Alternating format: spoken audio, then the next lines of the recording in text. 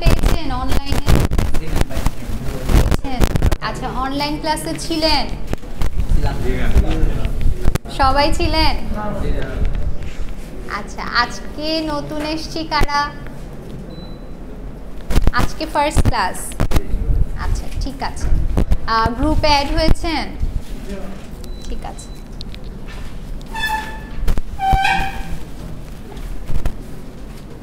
আচ্ছা, সোফার যতটুকু পড়ানো হয়েছে কারো কোনো কনফিউশন আছে? কোনো কোশ্চেন?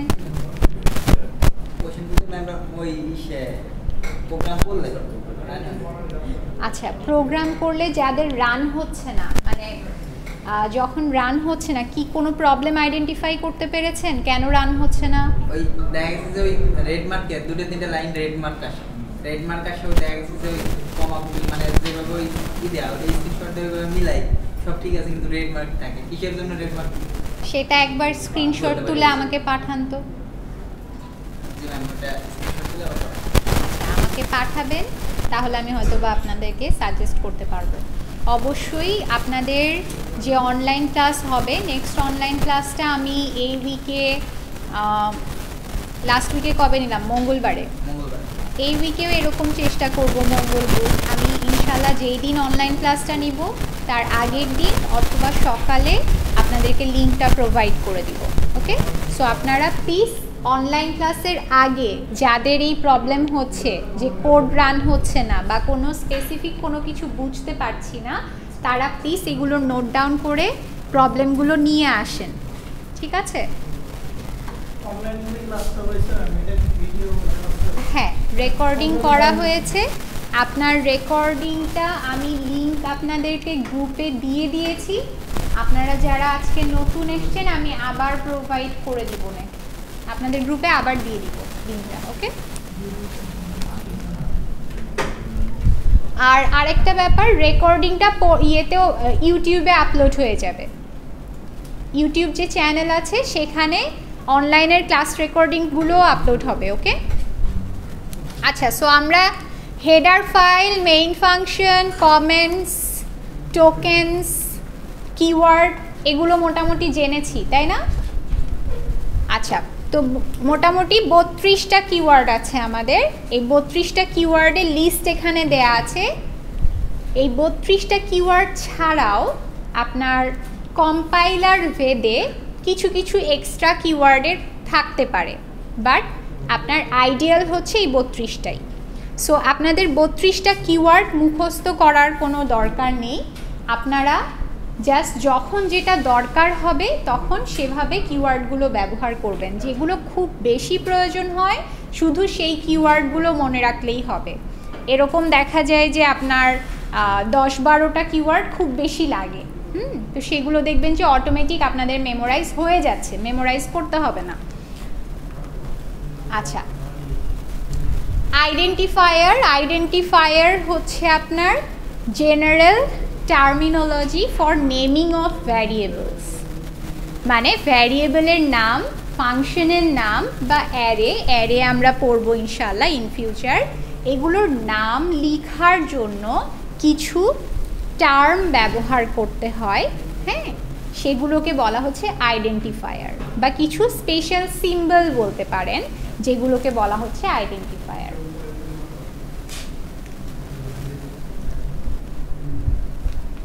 আচ্ছা, সো এখানে আইডেন্টিফায়ার কিভাবে ব্যবহার করবেন সেটার কিছু রুলস দেয়া আছে।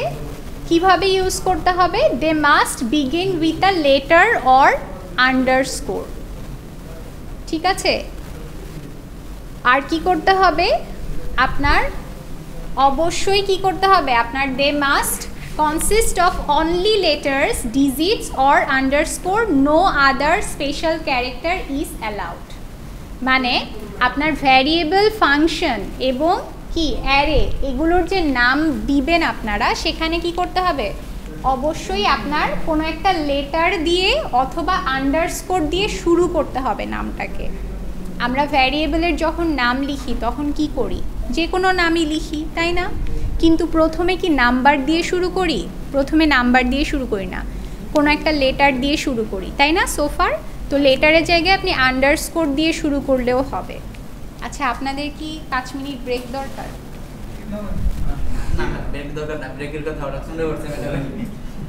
হ্যাঁ, আপনারা লাস্ট ক্লাসে বলেছিলেন আমাকে, আমি এতক্ষণ ভুলে গিয়েছিলাম, আমার এখন মনে পড়েছে। আপনাদের যদি আচ্ছা ঠিক আছে, আমি আপনাদেরকে 5-10 মিনিট আগে ছেড়ে দিব। ওকে, ঠিক আছে, একটু কষ্ট করে ধৈর্য ধরেন। আমি বুঝি সকাল থেকে ক্লাস করছেন, ইউ মাস্ট বি টায়ার্ড। আচ্ছা আচ্ছা, এখানে যে রুলসগুলো দেয়া আছে, রুলসগুলো হচ্ছে আপনার ভ্যারিয়েবল, ফাংশন এবং অ্যারের নামগুলো কিভাবে লিখতে হবে সেটার রুলস, ঠিক আছে? এবং আইডেন্টিফায়ারগুলো কিভাবে ইউজ করতে হবে, মানে আইডেন্টিফায়ার এটাকেই বলা হচ্ছে, যেগুলো দিয়ে আপনি চিনবেন যে আপনার ভ্যারিয়েবল এটা।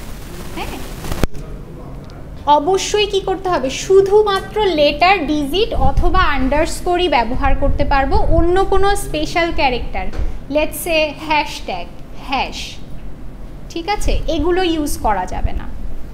বুঝতে পারছি? ভ্যারিয়েবলের নাম যখন লিখব, ফর এক্সাম্পল আপনি ভ্যারিয়েবল দিবেন নাম্বার 1, এটা একটা ভ্যারিয়েবল হতে পারে। নাম্বার আন্ডারস্কোর 1, এটা একটা ভ্যারিয়েবল হতে পারে। আন্ডারস্কোর নাম্বার 1, এটা হতে পারে, ঠিক আছে? কিন্তু 1 নাম্বার এটা হবে না, মানে এভাবে ভ্যারিয়েবল ডিক্লেয়ার করতে পারবো না। ওকে, বুঝতে পারছি? তারপরে আপনার ধরেন এই হ্যাশ, এটা ইউজ করতে পারবো না।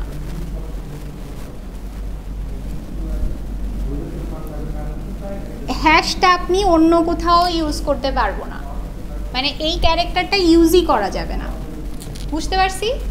ভ্যারিয়েবলের নামের মাঝখানে স্পেস ব্যবহার করতে পারবো না, ফাংশনের নামের মাঝখানে স্পেস ব্যবহার করতে পারবো না, ঠিক আছে? যদি স্পেস বুঝাতে হয়, লেটস সে আমরা কি করি, ভ্যারিয়েবলের নামগুলো সবসময়, ভ্যারিয়েবল হোক বা ফাংশন হোক, ইন ফিউচার আমরা ফাংশন করব, যে ফাংশন নিজেরাও ক্রিয়েট করা যায়। এখন কি পড়েছি, বিল্ড-ইন ফাংশন, মানে মেইন ফাংশনটা শুধু দেখেছি, তাই না? তো আপনি এরকম ফাংশন নিজেও ক্রিয়েট করতে পারবেন। যেটাই ক্রিয়েট করি না কেন, অবশ্যই যদি স্পেস বুঝাতে হয় মিনিংফুল, তাহলে আন্ডারস্কোর দিয়ে বুঝাবেন, ঠিক আছে? যে আপনি লিখলেন নাম্বার দিয়ে অন্য কিছু লিখলেন, বা আপনার নাম, পুরো নামটা দিয়ে একটা ভ্যারিয়েবল বোঝাতে চাচ্ছেন, তো আপনার নামের মাঝখানে তো স্পেস আছে, সেটা বোঝানোর জন্য আন্ডারস্কোর দিবেন। আচ্ছা আচ্ছা, it should not be a keyword. কোনো ভ্যারিয়েবল বা ফাংশনের নাম এটা হইতে পারবে না। এটা কি একটা কিওয়ার্ড না? এটা কি ইন্টিজারের জন্য, এটা একটা ডেটা টাইপ, এটা কি ভ্যারিয়েবলের নাম হতে পারবে? এটা কিন্তু পারবে না।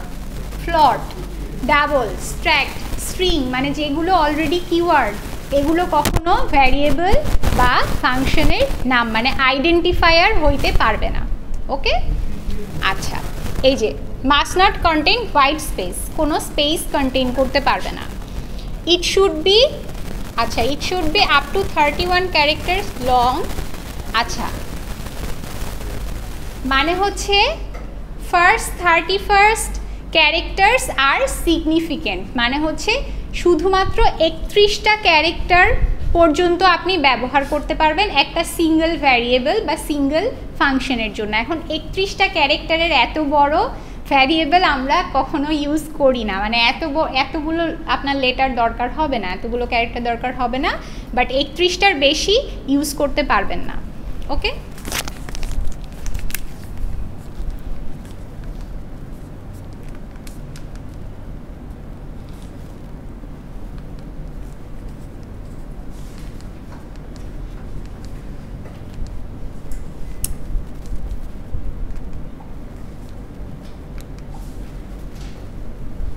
আচ্ছা, constants. Constants refer to the variable with fixed values. তার মানে আপনি একটা ভ্যারিয়েবলের একটা ডেটা রেখেছেন, সেই ডেটাটাকে আর কখনোই চেঞ্জ করতে পারবেন না, মানে এটা কনস্ট্যান্ট হয়ে যাবে। এই ধরনের ব্যাপারটাকে বলা হচ্ছে কনস্ট্যান্ট। যেটা আমাদের ইউজুয়ালি প্রয়োজন হয় না, ঠিক আছে? যদি প্রয়োজন হয়, লেটস সে আপনি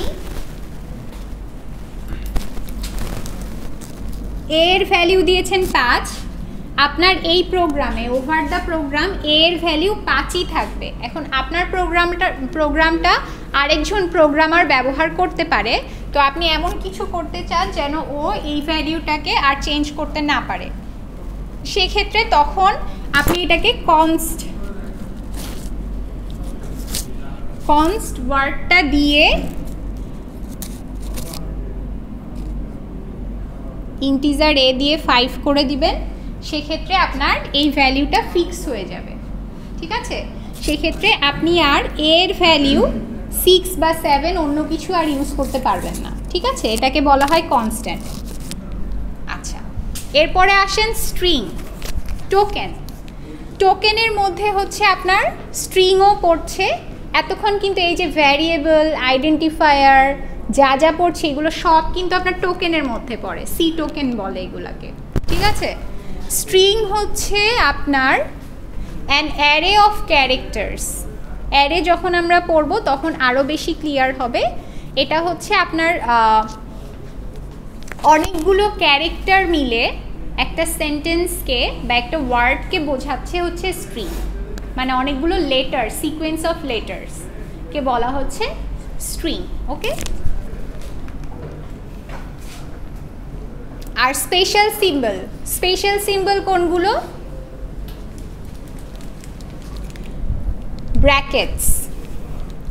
ব্র্যাকেটস হচ্ছে আপনার স্পেশাল সিম্বল, রাইট?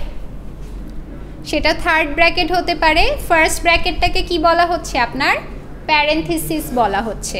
দেখেন, প্যারেনথেসিস বলা হচ্ছে। প্যারেনথেসিস বললে এই ওয়ার্ডটা উচ্চারণ করলে বুঝবেন কি ফার্স্ট ব্র্যাকেটের কথাই বলছি, ওকে? যেটা কিনা আমরা কি করি, ফাংশনের প্যারামিটার হিসেবে ইউজ করি, তাই না? ফাংশন চিনার উপায় কি? এই ফার্স্ট ব্র্যাকেট দেখলেই, কোনো নামের পরে ফার্স্ট ব্র্যাকেট থাকলে কি বলি আমরা? সেটাকে ফাংশন বলি না? তো প্যারেনথেসিসটা হচ্ছে আপনার এই ফাংশন প্যারামিটার এবং ফাংশন কল হিসেবে ব্যবহার করা হয়।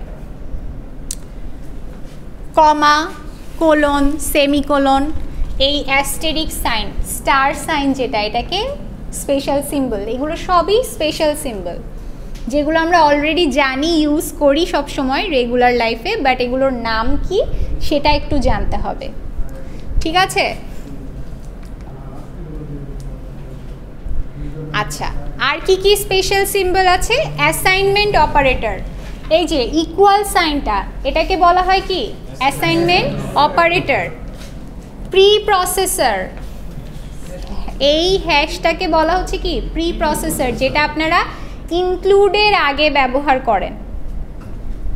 আচ্ছা, ডটটাকে বলা হচ্ছে পিরিয়ড। টিল্ডটা কি? আপনার বিটওয়াইজ অপারেটর বা কমপ্লিমেন্ট অপারেটর হিসেবে ইউজ করা হয়। যখন আমরা বিটওয়াইজ অপারেটর পড়ব তখন আমরা এটা দেখব যে এটার ইউজটা কীরকম হয়।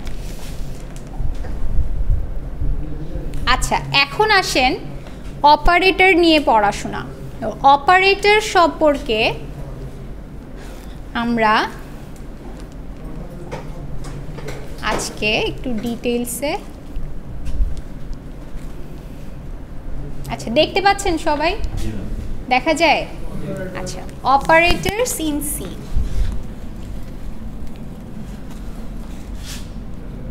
অপারেটরস আমরা প্রত্যেক দিন সব সময়ই ব্যবহার করি, বাট এটা যে অপারেটর সেটা হয়তো বা অনেকেই জানি না।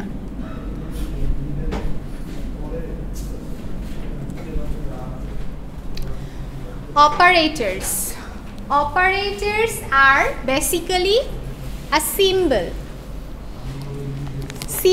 that help us to perform some specific mathematical, relational, bitwise, conditional or logical operation or computation on values and variables. Variables কোনগুলো? Let's say a b, এগুলো কি ভ্যারিয়েবল না? মানে ভ্যারিয়েবল হিসেবে লেটস সে আপনি ইউজ করতেছেন, এই ভ্যারিয়েবলগুলোর মধ্যে কি কোনো ভ্যালিউ থাকতে পারে, মানে ভ্যালিউ রাখবেন জন্যই তো ভ্যারিয়েবল নেন নাকি। আচ্ছা, এখন অপারেটর ইউজ করা হয়। অপারেটর বেসিক্যালি কি একটা সিম্বল যেটা কি করে এই ভ্যারিয়েবলের মধ্যে কম্পিউটেশন করে, মানে বিভিন্ন ধরনের অপারেশন বা ক্যালকুলেশন সম্পন্ন করে। কি ধরনের ক্যালকুলেশন হতে পারে সেগুলো? রিলেশনাল হতে পারে, আর কি হতে পারে, বিটওয়াইজ হতে পারে, কন্ডিশনাল হতে পারে, লজিক্যাল হতে পারে। এগুলো একটা একটা করে আমরা দেখব যে এগুলো আসলে কি বোঝাচ্ছে। আচ্ছা, আমরা একটু পজ করি, 2 মিনিট একটা ব্রেক নেই, পজ করে দেন। আপনারা, আপনাদেরকে আমি প্রত্যেকটা লেকচারের এগেইনস্টে 7টা থেকে 10টার মতো করে প্রশ্ন দিব, কোয়েশ্চেন এরকম আপনার পোর্টালে আপলোড করব, ঠিক আছে? Only question. আপনাদের কাজ হবে সেই কোয়েশ্চেনগুলোর সলিউশন খুঁজে বের করা নোট থেকে, করে সেগুলো একটা খাতা করতে পারেন অথবা অফসেট পেপারে করতে পারেন, অ্যাসাইনমেন্ট আকারে সুন্দর করে প্রত্যেকটা প্রশ্নের উত্তর লিখবেন, ঠিক আছে? এটা আপনাদের ফাইনাল অ্যাসাইনমেন্ট হিসেবে আমি কাউন্ট করব, ওকে? সো সেটার ডেট আমি আপনাদেরকে দিয়ে দিব যে ফাইনাল সাবমিশন কবে, বাট আপনারা প্রত্যেকটা লেকচার ওয়াইজ আমি যখন প্রশ্নগুলো আপলোড করছি আপনারা সাথে সাথেই এগুলোর আনসার করে করে আপনি রেখে দিবেন। অ্যাসাইনমেন্ট যেটা আমি করব, অ্যাসাইনমেন্টগুলোর কয়েকটা ধাপে আমি সাবমিশন নিব। লেটস সে আপনাদেরকে নেক্সট শুক্রবার বা তার পরের শুক্রবারে লেকচার 1-এর অ্যাসাইনমেন্টটা সাবমিট করতে বললাম, তাহলে সেই দিন আপনারা আমাকে নিয়ে এসে সাবমিট করবেন। সাবমিট করে আবার হয়তো বা এমন হতে পারে যে ওই ক্লাসেই আমি আপনাদেরকে রিটার্ন করে দিলাম, তা আপনার কাছেই থাকবে, আপনি আমাকে জাস্ট দেখায় নিয়ে যাবেন। বুঝতে পারছেন অ্যাসাইনমেন্টে কি হবে? সো এই অ্যাসাইনমেন্টটা আপনার একদম ফাইনালের আগে আমরা একটা লাস্ট সাবমিশন ডেট দিব, তখন একেবারে কমপ্লিট করে আমাকে সাবমিট করতে হবে, অ্যান্ড সেটা আমি আবার রিটার্ন করে দিব আপনাদেরকে, ওকে? এখান থেকে আপনারাই বেনিফিটেড হবেন আশা করি সব দিক থেকে। হ্যাঁ, নোট হয়ে যাবে একটা, এটা আপনাদের কাছেই থাকবে যেহেতু, সো ওটা দেখে আপনারা পড়াশোনা করে পরীক্ষা দিতে পারবেন ফাইনাল এক্সাম। আচ্ছা, আমরা ওই দিকে পরে যাব, ঠিক আছে? দেখেন তাহলে এখানে অপারেটর, আচ্ছা কোথায় ছিলাম? লেটস সে এ এবং বি ভ্যারিয়েবল দুইটা, তাহলে এই ভ্যারিয়েবলের মধ্যে কোনো ক্যালকুলেশন যদি আমি করতে চাই তখন কি ইউজ করব? একটা সিম্বল ইউজ করব যেটাকে আমরা বলছি অপারেটর। লেটস সে আমি a plus B is equal to C. এটা কি করছেন? আপনি একটা ক্যালকুলেশন করছেন না? এ আর বিকে যোগ করে কোথায় রাখছেন? সিতে রাখছেন। এই যে প্লাস সাইনটা এবং ইকুয়াল সাইনটা, এগুলাকে বলা হচ্ছে অপারেটর, ঠিক আছে?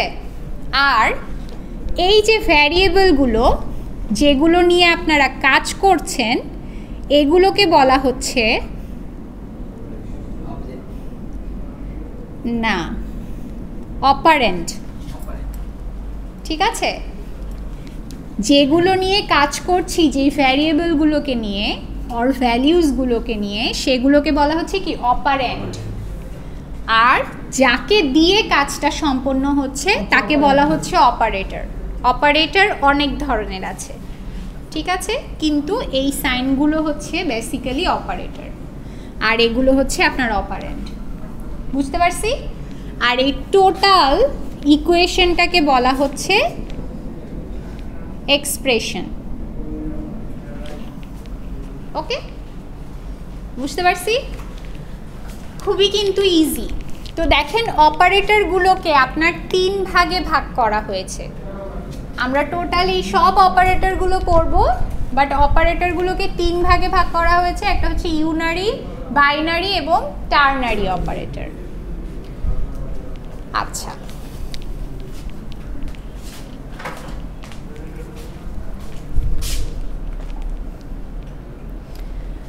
সো ফার্স্ট অফ অল আমরা যে অপারেটরটা নিয়ে পড়ব, আচ্ছা এইটাকে ইয়ে করেন তো, জুম করতে পারবেন?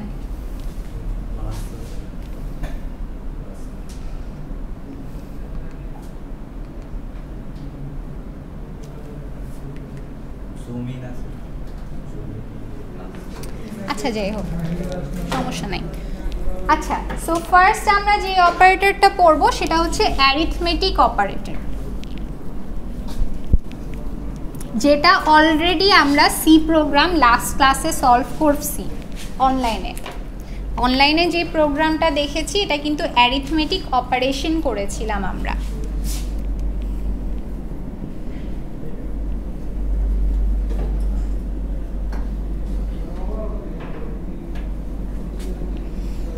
Arithmetic operator, there are 9 arithmetic operators in C language. আচ্ছা, কি কি? ফার্স্টটা দেখেন প্লাস। প্লাস যেটা কি করে, দুইটা নিউমেরিক ভ্যালিউজকে অ্যাড করে। এটার সিনট্যাক্স হচ্ছে গ্রামার বেসিক্যালি, মানে যেভাবে প্রোগ্রামে ব্যবহার করব, লিখব, কিভাবে ব্যবহার করব, a প্লাস b, সিনট্যাক্সটাও দেয়া আছে এখানে। ওকে, আচ্ছা, এরপরে কি আছে? মাইনাস কি করে? সাবট্র্যাক্ট করে, তাই না? আচ্ছা, subtract from right operand to left operand, তাই না?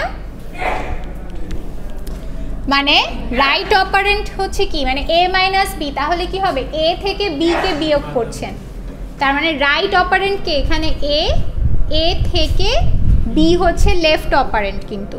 ওকে, আচ্ছা, মাল্টিপ্লিকেশন কি করছে? দুইটা সংখ্যা গুণ করছে a, আর মাল্টিপ্লিকেশন সাইনটা কি ইউজ করা হয়? স্টার, যেটা কি একটা স্পেশাল সিম্বল, তাই না?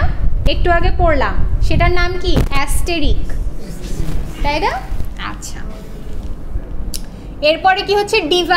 ডিভিশন, যেটা কি করে? দুইটা সংখ্যার মধ্যে ভাগফলটাকে নির্ণয় করে।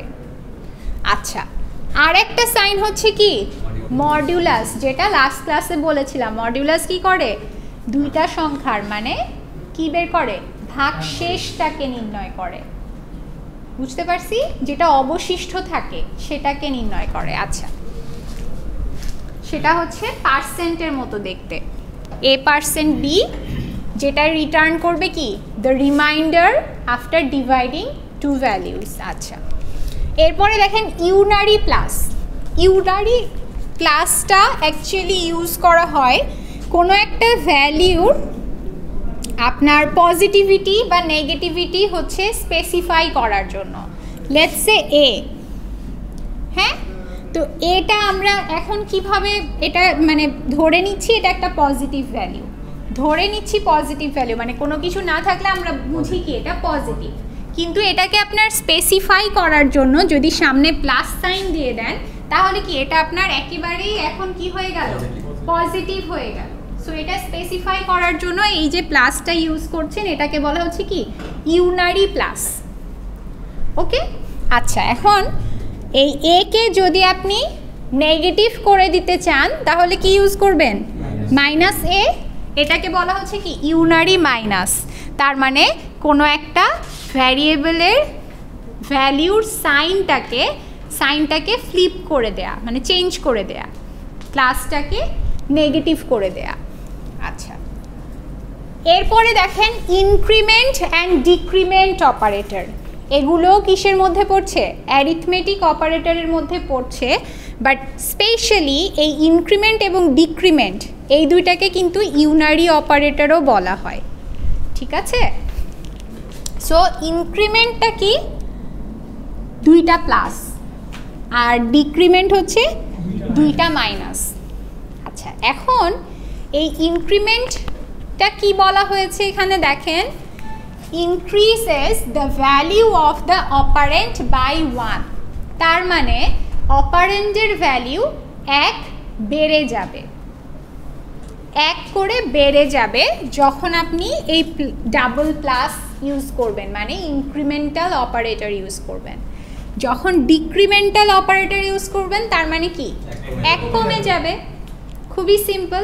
এখন এখানে আবার একটু পার্থক্য আছে, মানে একটু ব্যাপার আছে।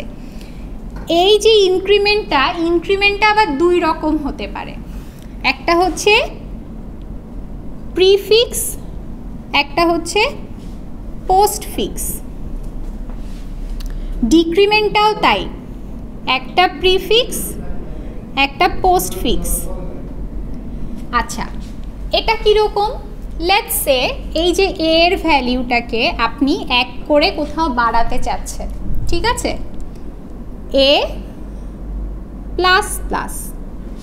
তো যখন অপারেন্ডের পরে এই প্লাস প্লাসটা থাকবে তার মানে এটা হচ্ছে কি পোস্টফিক্স, পরে।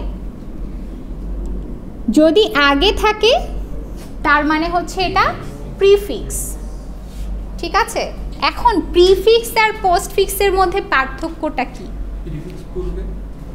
পোস্টফিক্স হচ্ছে পরে, তার মানে যখন আপনি প্রিফিক্স ইনক্রিমেন্টটা ব্যবহার করবেন তখন কি করবে, এই এ ভ্যারিয়েবলটাকে যখনই পাবে কম্পাইলার, যখনই রিড করবে একবার, রিড করার সাথে সাথেই, মানে যখনই প্রিফিক্সের পরে এটাকে পাবে সাথে সাথেই, লেটস সে এ এর ভ্যালিউ আছে 5, এখানে এসে কি পেল প্রিফিক্স ইনক্রিমেন্ট, সাথে সাথেই এ এর ভ্যালিউ হয়ে যাবে কত 6, তাই না? একবার বেতো ইনক্রিমেন্ট করছি এখানে। কিন্তু এখানে যদি প্লাস প্লাস থাকে তাহলে এর ভ্যালিউটা এখানেই বাড়বে না, বাড়বে কিন্তু কখন? পরে, পরবর্তীতে। তার মানে এইখানে এই যে এর ভ্যালিউটা এখানেই বেড়ে যাবে না, কত থাকবে 5ই থাকবে। পরবর্তীতে যদি আবার কোথাও এ পায়, পরে যদি এই ভ্যারিয়েবলটাকে আবার পায়, পাওয়ার সাথে সাথেই 1 যোগ হয়ে যাবে। বুঝতে পারছি? একটু পার্থক্য আছে, প্রিফিক্স হচ্ছে প্রথমবারই যোগ হয়ে যাবে, আর পোস্টফিক্স হচ্ছে প্রথমবার হবে না, সেকেন্ড টাইম যখনই পাবে, মানে ওর পরে যখনই আরেকবার পাবে তখনই হচ্ছে আপনার 1 বেড়ে যাবে, ঠিক আছে। ডিক্রিমেন্টের ক্ষেত্রেও তাই, যদি পোস্টফিক্স ডিক্রিমেন্ট থাকে মানে মাইনাস মাইনাস থাকে তাহলে প্রথমেই কমবে না, পরের বার গিয়ে 4 হবে। আর যদি প্রিফিক্স থাকে তাহলে প্রথমেই 4 হয়ে যাবে। বুঝছি ব্যাপারটা ক্লিয়ার? আচ্ছা, এখানে একটা এক্সাম্পল দেয়া আছে, এক্সাম্পলটা কি দেখতে পাচ্ছেন কি না আমি বলতে পারছি না। সবাই কি দেখতে পাচ্ছেন এক্সাম্পলটা?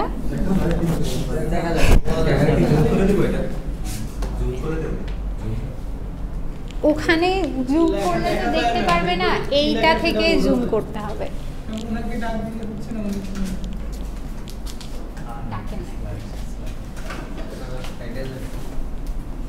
ওখানে জুম করলে আপনার রেকর্ড হবে জুমে, বুঝছেন? এখানে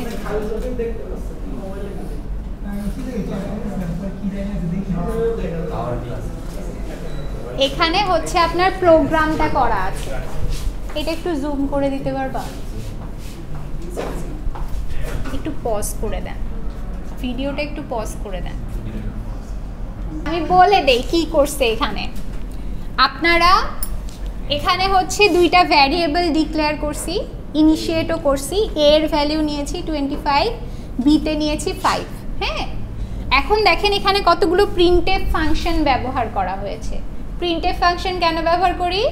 কোনো একটা কি ব্যবহার করি? আউটপুট দেখানোর জন্য, তাই না? আজকে প্রথমে সে পারতেছে, আপনারা পারতেছেন না, এটা কোনো কথা হলো? হ্যাঁ, আচ্ছা, তাহলে প্রিন্টএফ ফাংশন কেন? প্রিন্টএফ, প্রিন্ট করার জন্য, ডিসপ্লে করার জন্য, খুবই সিম্পল, ঠিক আছে? লেখা দেখেই বুঝবেন। প্রিন্টএফ হচ্ছে জাস্ট ডিসপ্লে করার জন্য ব্যবহার করতেছে। আচ্ছা, তাহলে এখানে দেখেন ডাবল কোটেশনের মধ্যে যা লিখবো সেটা কি করবে? সেটাই ডিসপ্লে করবে।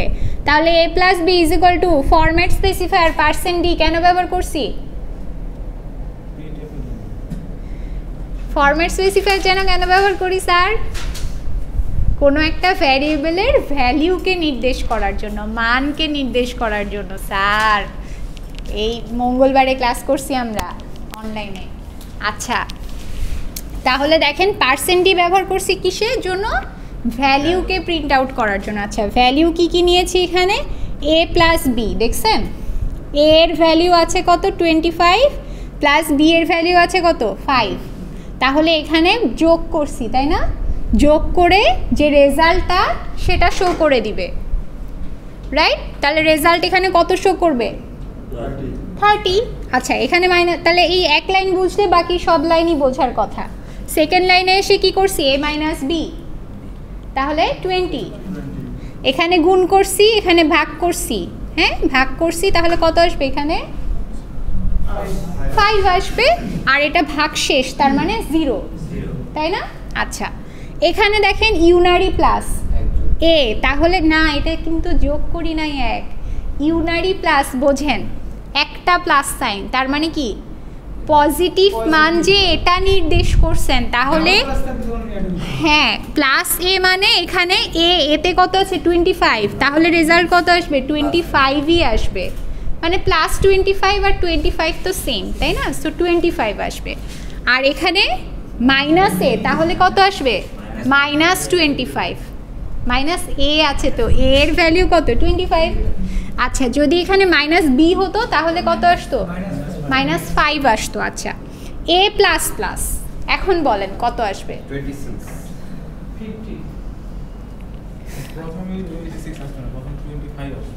আচ্ছা তার মানে এখানে 25ই আসবে, কারণ এখানে এসে কত পেয়েছে? Post fix.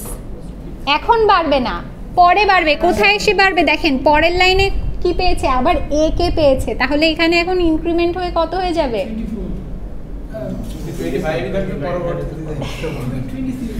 আচ্ছা এখানে তাহলে 26 হয়ে গেছে না এর ভ্যালুটা, কিন্তু এখানে এসে কি আছে? আবার মাইনাস আছে, কিন্তু এটাও কি? এটাও পোস্ট ফিক্স, তার মানে কি এখানে মাইনাস হবে, এখানে হবে না, তো পরে গিয়ে হবে। পরে তো আর নাই, তাহলে এখানে কত প্রিন্ট হবে?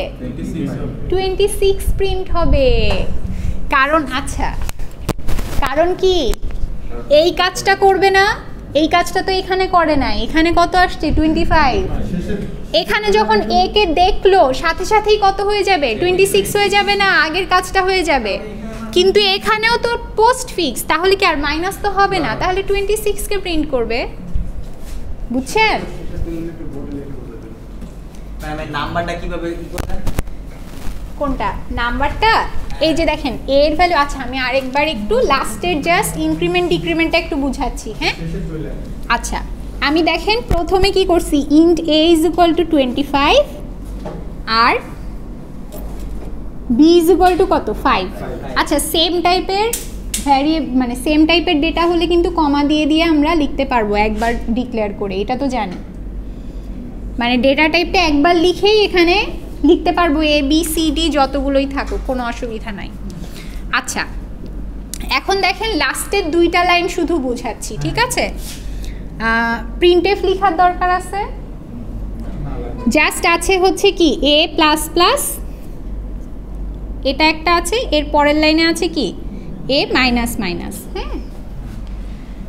আচ্ছা পুরাটাই লিখি বেটার। প্রিন্টএফ %d লিখাটা লিখছি না, কমা এ প্লাস প্লাস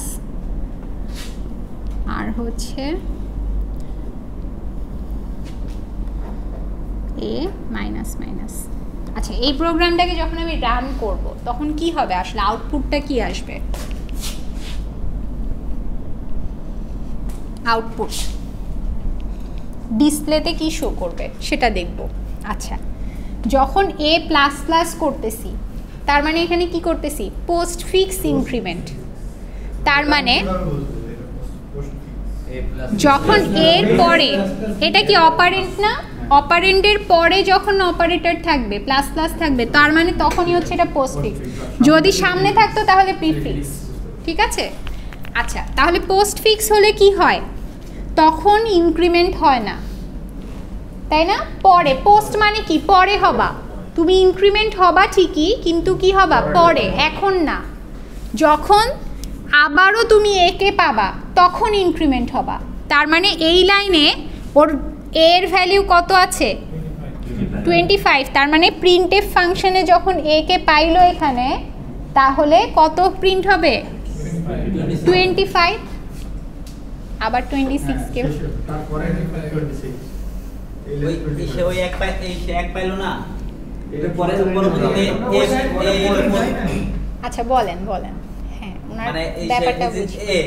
ওই বলেন যে এই পরে ওই ওরে পাইলে ওইটা যোগ হয়ে যাবে, হ্যাঁ। যোগ হয়ে গেলে তাহলে আমার এই আউটপুটে যখন 25 গেল ওইটা মানে ও গেল পরবর্তীতে আবার ওই পাই গেল, পরবর্তীতে তো কোথায় পাবে, এই লাইনে পাবে। এই লাইনে আর এ আছে, প্রথম কমান্ডের কাজটা তো আগে শেষ করতে হবে, তারপরে এই কমান্ডে কি আছে, প্রিন্ট করতে বলছি না আমি ওকে, বলে তো দিছি যে তুমি প্রিন্ট করো, মানে ডিসপ্লে করে দাও।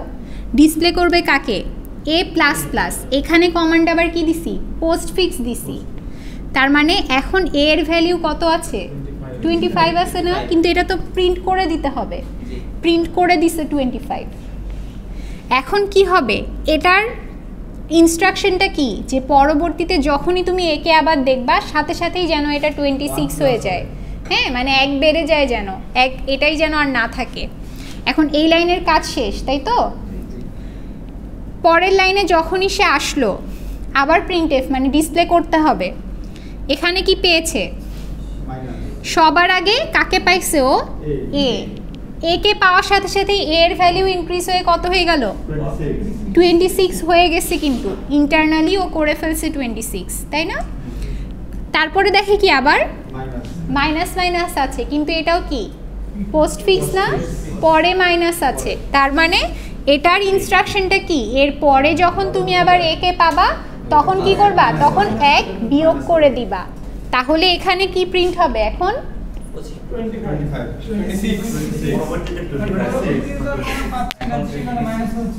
পরবর্তীতে যেহেতু আর কিছু নাই তাহলে তো আর কিছু হচ্ছে না। হ্যাঁ, যদি নিচে এখানে এসে লেটস সে, আচ্ছা এখানে আছে মনে করেন এ, তাহলে এখন এর ভ্যালিউ কত হবে, এখানে আবার 25 বুঝছি। তাহলে এখানে 26 আবার 25। এবার ক্লিয়ার? আচ্ছা, তো এই জিনিসটা কিন্তু আমাদের অনেক লাগবে। হ্যাঁ, বন্ধ করে দেন।